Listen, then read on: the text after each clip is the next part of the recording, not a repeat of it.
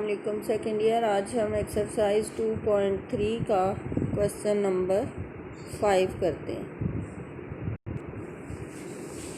हाँ जी, y equal to x minus 5 multiply by 3 minus x. यहाँ अगर आप देखें तो ये दो अलग अलग फंक्शंस हैं और इनका प्रोडक्ट है, यानी ये f(x) है, ये g(x) है। इस क्वेश्चन को हम बाय प्रोडक्ट रूल भी कर सकते हैं, लेकिन इसको हम ज़्यादा सिंपल फॉर्म में लाएं, अगर इनको आपस में मल्टीप्लाई कर लें, ये इस तरह का एक एक्सप्रेशन आ जाएगा। मल्टीप्लाई करने के बाद और उसके बाद इसको सिंप्लीफाई करें तो ये एक्सप्रेशन आता है, और हम इस पे सम और डिफरेंस ऑफ फंक्शंस का रूल अप्लाई करते हुए इजीली इसको सॉल्व कर सकते हैं। सेकेंड ईयर यहाँ मैं एक चीज़ आपको बताती चलूँ कि अगर प्रोडक्ट ऑफ टू फंक्शन दिया गया हो, आप उसको प्रोडक्ट रूल से भी कर सकते हैं, लेकिन अगर आप उसको आपस में मल्टीप्लाई कर लो तो वो ज़्यादा सिंपल फॉर्म में आ जाता है और उस पर पावर रूल लग के अलग अलग टर्म्स के रूल्स उन पे अप्लाई हो के वो ज़्यादा इजीली और मुख्तसर तौर पे हम उसको हल कर सकते हैं। लेकिन ज़रूरी नहीं है कि सारे क्वेश्चन जो हैं वो इस तरह के हों कि जितने भी प्रोडक्ट रूल से होने वाले क्वेश्चन हैं उन सबको हम मल्टीप्लाई कर सकें और सबको मल्टीप्लाई करके हम इस तरह के एक्सप्रेशन में कन्वर्ट कर सकें। ये डिपेंड करता है और वेरिएशन होती है क्वेश्चन टू क्वेश्चन। कुछ क्वेश्चन किसी टाइप के होते हैं, कुछ किसी के। अब अगर आप इसको चाहो तो इसको f(x) इसको g(x) सपोज कर लो और प्रोडक्ट रूल अप्लाई करते हुए सॉल्व करो तो भी इसका आंसर यही आएगा। लेकिन यहाँ हम इसको मल्टीप्लाई करने के बाद हमारे पास ये एक्सप्रेशन आ गया। अब हमने इस पे अलग अलग पे डेरिवेटिव के रूल्स अप्लाई करते हुए इसको डिफ्रेंशिएट करना है। ठीक है, ये इसमें मिस्टेक है, यहाँ y नहीं आएगा, d/dx ओनली।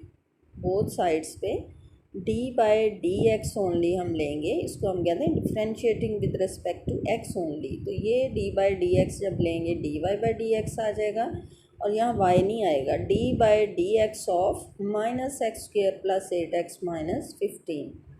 और यहाँ भी फिर क्या होगा, हर टर्म का अलग अलग d/dx -x² प्लस ये कांस्टेंट बाहर आ जाएगा d/dx of x only, then minus हमारे पास क्या है 15 d/dx ऑफ 15। इसका derivative by power rule -2x आ जाएगा, प्लस 8 d/dx ऑफ x 1 होगा, minus d/dx of a constant is 0। ये देखें अब कितने रूल इसमें, इस पे पावर रूल अप्लाई हो रहा है, इस पे पावर रूल अप्लाई हो रहा है, इस पे कांस्टेंट का रूल अप्लाई हो रहा है, d/dx ऑफ c = 0। और इस टर्म पे कौन सा रूल अप्लाई हो रहा है, d/dx ऑफ c(f(x). ये c है 8 और f(x) क्या है हमारा x है, तो उसका क्या था रूल कि c को बाहर ले लें और d/dx ऑफ f(x) ओनली हम लेते हैं। तो ये देखिए इसमें तीन रूल जो हैं, कांस्टेंट का rule d/dx of c, d/dx of c(f(x), d/dx of xn, तीन रूल एक ही लाइन में अप्लाई हो रहे हैं। तो सेकेंड ईयर जो हमारा डेरिवेटिव का चैप्टर है इसमें रूल्स बहुत इम्पॉर्टेंट हैं। 2.3 जो है पूरी की पूरी, इसमें 6 रूल अप्लाई हो रहे हैं। d/dx of c = 0, d/dx of xn = nxn - 1, d/dx of x again, d/dx of c(f(x) = c बाहर ले लेंगे, d/dx of f(x) लेंगे। तीन रूल हो गए।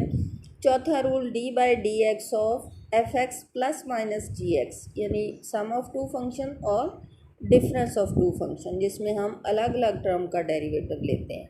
फिर d/dx ऑफ f(x) × gx। फिर आता है last quotient rule d/dx of f(x) / gx।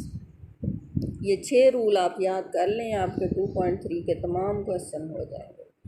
अब देख लें डेरिवेटिव लेने के बाद ये पहली टर्म पे पावर रूल हुआ, दूसरी पे कांस्टेंट को बाहर लिया, x का डेरिवेटिव 15 का डेरिवेटिव 0, तो हमारे पास ये आ जाएगा -2x + 8 हमारा आंसर है। ठीक है, -2x+8। बहुत सिंपल सा क्वेश्चन था। नेक्स्ट क्वेश्चन में आ जाए, क्वेश्चन नंबर 6। ये है हमारे पास। कभी भी सेकेंड ईयर ऐसे ना करेंगे, क्वेश्चन सामने नज़र आया और फ़ौरन ही डायरेक्ट डेरिवेटिव कैलकुलेट करना शुरू कर दिया। हो तो जाते हैं क्वेश्चन इस तरह भी, लेकिन थोड़े कॉम्प्लिकेटेड हो जाते हैं। अगर आप उनको पहले थोड़ा सा सिंप्लीफाई कर लें और सिंपल फॉर्म में ले आएँ और फिर d/dx ऑन बोथ साइड्स लें, तो क्वेश्चंस बहुत आसान हो जाते हैं और बहुत इजीली आप इनको कर सकते हैं। ये अब आपके सामने है a-b whole square, where a is √x और -b इज़ 1/√x। तो इसको a-b होल स्क्वायर के फार्मूला से आप पहले खोल लें, a² + b² -2ab। ठीक है, तो ये हमारे पास आ गया x + 1/x - 2। अब क्या करेंगे, x और 1/x में x को ऊपर ले जाएं, x⁻⁻1 हो जाएगा। हमारे पास एक्सप्रेशन आ गया x + x - 1 - 2। बिल्कुल जैसे अभी अभी हमने पिछले क्वेश्चन में किया, या हमने प्रोडक्ट को जो था वो आपस में मल्टीप्लाई करके इस तरह का एक एक्सप्रेशन, अलजेब्रिक एक्सप्रेशन हासिल कर लिया जिसमें आसान से रूल अप्लाई होते हैं। बिल्कुल ऐसे ही इस क्वेश्चन में भी हमने क्या किया, इसको सिंप्लीफाई किया और देखा कि ये बहुत आसान से एक्सप्रेशन में कन्वर्ट हो चुका है। अब हम डेरिवेटिव ऑन बोथ साइड्स जो है वो लेंगे। ठीक है, लेफ्ट पे आ जाएगा dy/dx, राइट पे d/dx of x + x - 1 - 2। Second year देखें, अगर आपने इसका डेरिवेटिव कैलकुलेट करना है हो तो वो भी जाएगा, लेकिन वो थोड़ा मुश्किल होगा और ये कितना आसान है।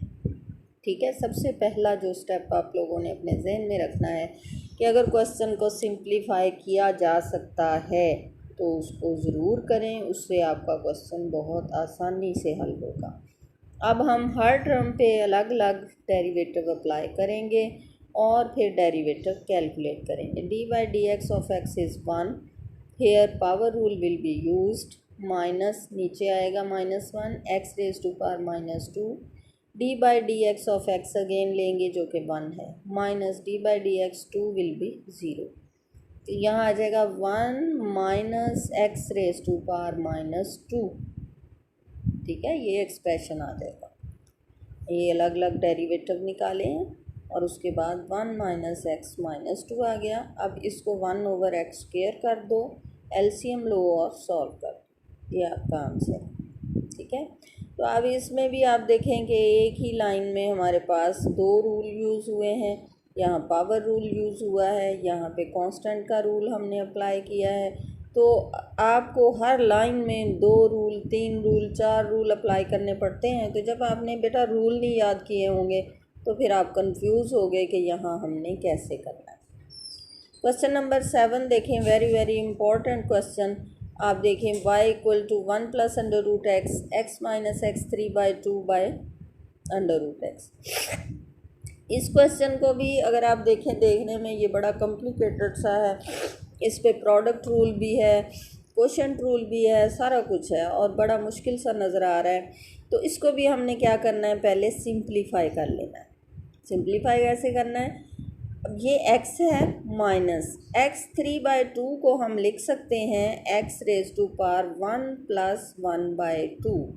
3/2 को तोड़ दें किसमें, 1 + 1/2 में।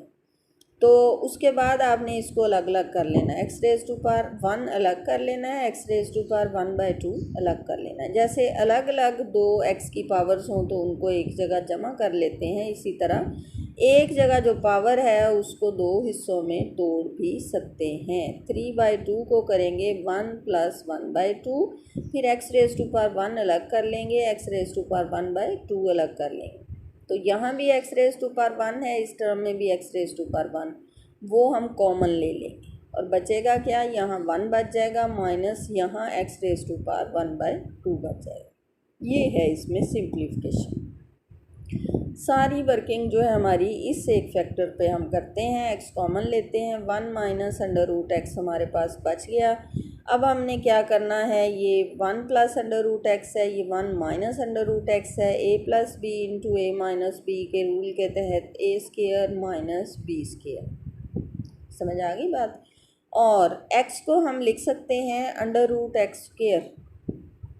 ये अगर इससे कैंसिल हो जाए तो दोबारा हमारे पास x ही रह जाता है। ठीक है, हमेशा एक सिंगल वैल्यू को हम स्क्वायर रूट डाल के स्क्वायर में एक्सप्रेस कर सकते हैं। ऐसा हमने क्यों किया? क्योंकि हमें नज़र आ रहा है हमारे पास नीचे अंडर रूट एक्स है और हम चाहते हैं उसको कैंसिल करें। और यहाँ भी देखें हमने ये कॉमन क्यों लिया, हम चाहते थे इसी तरह का अगर कोई और फैक्टर हमारे पास आ जाए या कम से कम इतना हो कि हम उनको आपस में मल्टीप्लाई कर लें। ठीक है, तो अब हम इसमें से इस एक एक्स अंडर रूट एक्स को कैंसिल कर देंगे, एक हमारे पास यहाँ बचेगा। क्या हो जाएगा? एक अंडर रूट एक्स हमारे पास बचेगा और यहाँ पे अंडर रूट एक्स स्क्वायर है, 1 माइनस एक्स आ जाएगा। तो हमारे पास क्या आ गया? Under root x into 1 minus x. अब इस अंडर रूट एक्स को अंदर ले जाएंगे, मल्टीप्लाई कर देंगे बोथ टर्म्स के साथ, तो हमारे पास एक्सप्रेशन आएगा x raise to power 1/2 minus x raise to power 3/2। अब देखें ये चीज़ जो मैंने आपको एक्सप्लेन की है वो यहाँ पे दी गई है, x3/2 equal to x raise to power 1 plus 1/2। अब x raise to power 1 separate और x raise to power 1/2 separate कर लोगे। इस स्टेप को गौर से देखें, सारा आपके सामने दोबारा कर देती हूँ। ये जो हमारा था, ठीक है, आपने x3/2 को, अब ये भी मैंने दिखाया, हम करेंगे x1 और प्लस 1/2, फिर x1 कॉमन निकल आया, x1/2 बच गया। नेक्स्ट ये 1 माइनस अंडर रूट एक्स है, x into 1 plus under root x आ गया और 1 माइनस अंडर रूट एक्स आ गया, फिर इन दोनों को आपस में मल्टीप्लाई किया तो 1 माइनस एक्स आ गया। ठीक है, चलें जी, सेकंड ईयर हमारे पास अब ये इतना जो कॉम्प्लिकेटेड सा एक्सप्रेशन था, आप देखें कि इसको हमने कुछ कॉमन लिया, कुछ कैंसलेशन की, जो भी इसमें सिंप्लीफिकेशन पॉसिबल थी वो करते करते ये इंतहाई सिंपल फॉर्म में कन्वर्ट हो चुका है। ठीक है, तो अब हम क्या करेंगे? अब हम इसको डिफ्रेंशिएट करेंगे, मज़ीद कोई सिंप्लीफिकेशन इसमें पॉसिबल नहीं है। dy/dx equal to d/dx of this term. अब यहाँ पे देखें ये ओनली पावर रूल अप्लाई होगा। डिफरेंस ऑफ टू फंक्शंस हैं, हर फंक्शन का अलग अलग डेरिवेटिव हम लेंगे और पावर रूल अप्लाई होगा। पावर नीचे आई, पावर में से 1 माइनस किया, d/dx ऑफ x अगेन लेंगे जो कि 1 है, माइनस 3/2 पावर नीचे आई, x रेज टू पावर में से 1 माइनस किया, d/dx ऑफ x अगेन। ये कभी भी मत भूलें, x raise to power n is equal to n x raise to power n minus 1 d/dx of x again. समझ आ गई बात? क्या करेंगे? x raise to power n जो है उस पे क्या रूल है? n x n minus 1 d/dx of x again which is 1 हमेशा लेना है, क्योंकि जो ही ये वैल्यू चेंज होगी, यानी ओनली वेरिएबल x के अलावा कुछ और होगा, तो आपका अफेक्ट होगा आंसर। अगर आप अगेन अंदर वाली चीज़ का डेरिवेटिव नहीं लेंगे, बहुत बड़ी मिस्टेक होगी। तो हमेशा अपनी आदत बना लें कि जब भी पावर रूल लगाना है then d/dx of x again हमने लेना है। ठीक है, अब नेक्स्ट इन पावर्स को सिंप्लीफाई किया, सिंप्लीफाई करने के बाद हमारे पास ये वैल्यूज़ आ गई। इनको मज़ीद हमने जो नेगेटिव था उसको नीचे ले गए और जो पॉजिटिव था उसको ऊपर रखा, तो हमारे पास ये वाला आंसर आ गया। तो सेकंड ईयर ये बड़े इम्पोर्टेंट क्वेश्चन हैं, आप बहुत तवज्जो से करें। 2.3 को आप स्लो जो है वो रूल्स की एप्लीकेशन यहाँ पे सीखें। मैं थोड़ा कम काम करवा रही हूँ इस वजह से, ताकि आप लोग इसको बहुत अच्छे तरीके से अंडरस्टैंड कर लो और हर टर्म पे जब डेरिवेटिव अप्लाई करते हो तो बहुत गौर से उसको जज करें कि आप इसमें कौन कौन से रूल अप्लाई होने हैं और उन रूल्स को रिकॉल करें और उसके बाद डेरिवेटिव कैलकुलेट करें। कभी भी आपकी मिस्टेक नहीं होगी। अल्लाह हाफ़िज़।